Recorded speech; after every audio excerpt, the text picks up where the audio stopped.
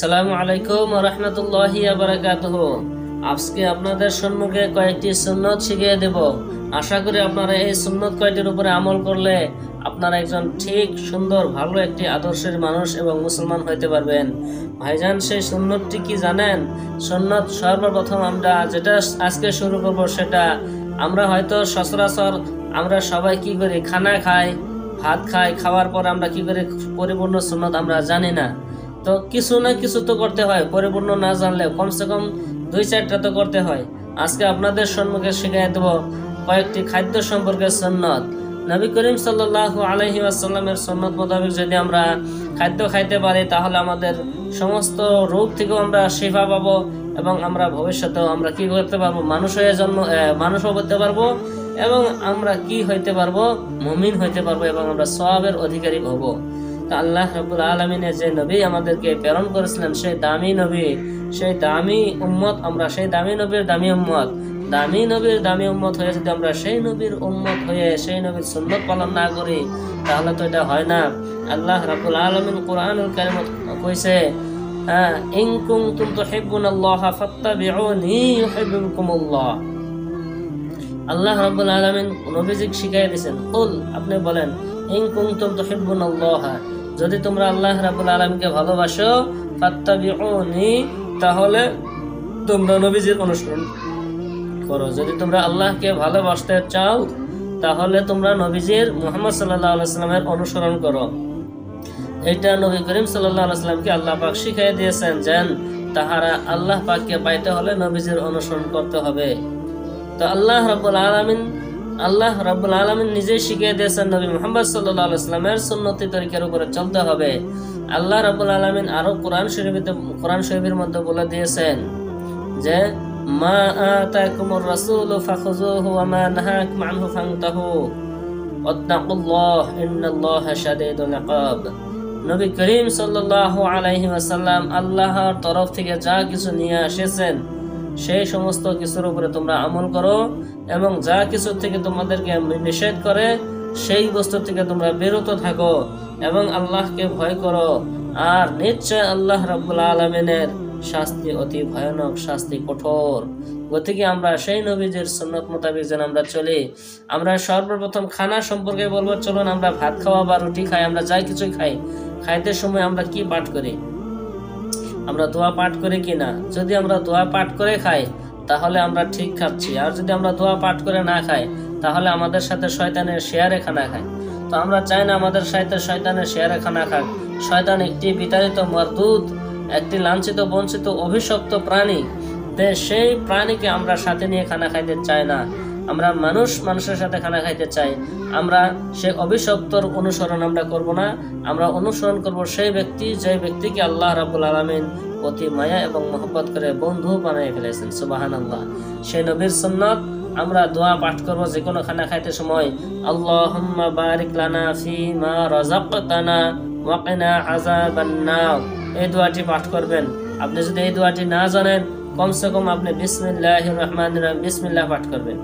কমসে কম আপনি বিসমিল্লাহ বলে খানাটি খাবেন। এই খানা খাওয়ার যেটা বিসমিল্লাহ আপনি বলার সাথে সাথে শয়তানে আর এখানে আর খানা খাইতে পারবে না। আপনি যদি দোয়া না পাঠ করে খান তাহলে শয়তান আপনার সাথে সাথে খাবে। গতিকে আপনি দোয়া পাঠ করবেন, বিসমিল্লাহ বলবেন। এরপরে যদি আপনি দেখলেন না আমার খানা ভুক এরকম হয়েছিল বা কিংবা কারণবশত আমি দোয়াটা পড়তে ভুলে গেছি, তখন আপনার মাঝে মনে পড়েছে খানা খাইতে সময় মধ্যে মাঝখানে বা এক লোকমা খাওয়ার পর আপনার মনে পড়লো, ও আমি তো দোয়া পড়ি নাই, তাহলে আপনি দোয়া পড়ুন বিসমিল্লাহি আউয়ালাহু ওয়া আখিরাহু। তখন আপনি এই দোয়াটা পড়ার সাথে সাথে শয়তান যদিও আপনার সাথে বসেছিল, শয়তান উঠে যাইতে বাধ্য হয়ে যাবে। সুবহানাল্লাহ।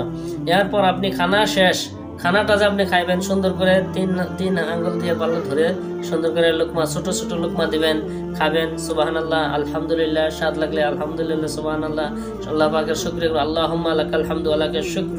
এরকম ভাবে আল্লাহ পাকের শুকরিয়া আদায় করুন, আল্লাহুম্মা লাকাল হামদু ওয়া লাকাশ শুকর। খানা খাইবেন আর দোয়া এরকম পাঠ করবেন, সুবহানাল্লাহ, আলহামদুলিল্লাহ পাঠ করবেন, সুবহানাল্লাহ। এই ধরনের খানা খাইলে আপনার ওই খানাটা আপনি কি করবেন?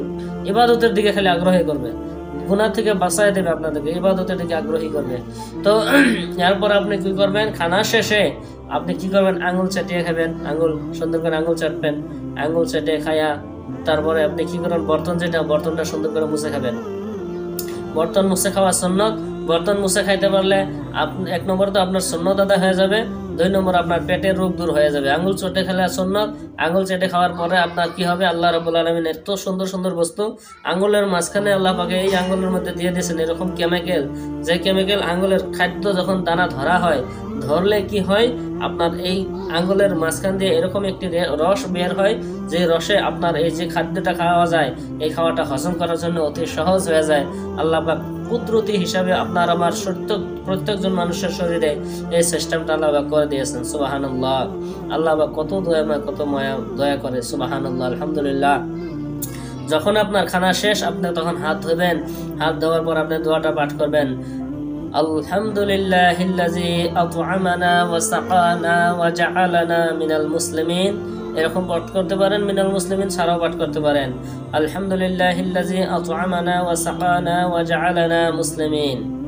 এরকম 2টা ধরনের পাঠ করতে পারি, 2টা হাদিসে আছে, পাওয়া যায় কিতাবে। তো আশা করি আপনারা এই সুন্নতের উপরে আমল করবেন ইনশাআল্লাহ। পরবর্তী আপনাদেরকে আরো সুন্নত শিখাবো, আপনারা এই সুন্নত সমূহের উপরে আমল করতে থাকবেন ইনশাআল্লাহ। এরপরে নেক্সট ভিডিও আপনাদের সম্মুখে প্রেরণ করব, আপনারা সেই ভিডিওগুলো দেখবেন বেশি বেশি, ইসলামের স্বার্থে নিজের ইমান আমল ঠিক করার উদ্দেশ্যে, এবং অন্য মুসলমান ভাইদেরকে এই ধরনের ভিডিওটি প্রচার করে দেবেন। কারণ এই ভিডিওটি যদি আপনি মনে করেন যে আমি সুন্নতি তরিকায় চলে আমি জান্নাত পেয়ে যাই, আমি কামিয়াব হই, তাহলে আপনার আমার কর্তব্য হলো আমার অন্য একজন মুসলমান ভাইও যেন সেই সুন্নতি তরিকার উপরে চলে, সেও যেন কামিয়াব হতে পারে এবং জান্নাত পাইতে পারে। তার মানে নবী করিম সাল্লাল্লাহু আলাইহি ওয়াসাল্লামের একটি হাদিসের উপরে আমি একটু আপনাদের এই কথাটা বললাম। নবী করিম সাল্লাল্লাহু আলাইহি ওয়াসাল্লাম বলেছেন, লা ইউমিনু আহাদুকুম হাত্তা ইউহিব্বা লিনাফসিহি মা ইউহিব্বু লিআখিহি। ততক্ষণ পর্যন্ত তোমরা কোনো ব্যক্তি পরিপূর্ণ মুমিন হইতে পারবা না যতক্ষণ পর্যন্ত তুমি নিজের জন্য যা পছন্দ করো অন্য ভাইয়ের জন্য পছন্দ করো না, ততক্ষণ তোমরা মুমিন হইতে পারবা না। তাহলে মুমিনের খাসলত কি হইতে হবে, আমি চাই যে আমি ভালো রাস্তা চলি, আমি ভালো হই এবং অন্য ভাইদেরও যেন ভালো হয়ে যায়। আর আমি জান্নাত চাই, আল্লাহর কাছে, আল্লাহর জান্নাতে যেন আমি প্রবেশ করতে পারি, জাহান্নাম থেকে যেন বাঁচতে পারি। ঠিক অন্য মুসলিম ভাই তাহারাও যেন জাহান্নাম থেকে বাঁচে এবং আল্লাহর জান্নাত পায়, আমি সুখে থাকি, তারাও যেন সুখে থাকে। এই ধরনের কার্যকলাপ আমাদের থাকতে হবে, তাহলে আমরা পরিপূর্ণ খাঁটি মুসলমান। তো আশা করি ভিডিওটি ভালো লাগলো। আসসালামু আলাইকুম ওয়া রাহমাতুল্লাহ।